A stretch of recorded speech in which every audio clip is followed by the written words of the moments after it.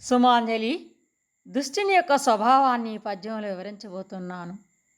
తల నుండి విషము పనికిన్ వెలయంగా తోక నుండు రుచకమునకున్ తల తోక ఎనక ఉండును కలునకు నిలివెల్ల విషము గదరా సుమతి.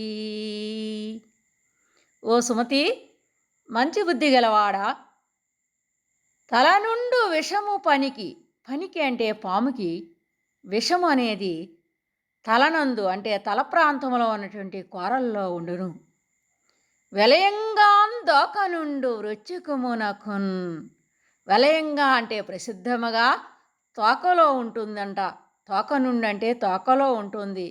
దేనికి విషము? తేలినికి. రుచకము అంటే తేలికి తోకలో విషం ఉంటుంది.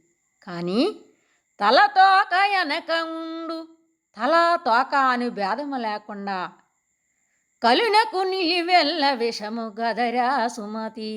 కలుడు అంటే దుష్టునికి నిలివెల్లా విషమే, శరీరం అంతా విషమే ఉంటుంది కదరా సుమతి, ఓ మంచి బుద్ధి గలవాడా అని దీని యొక్క అర్థం.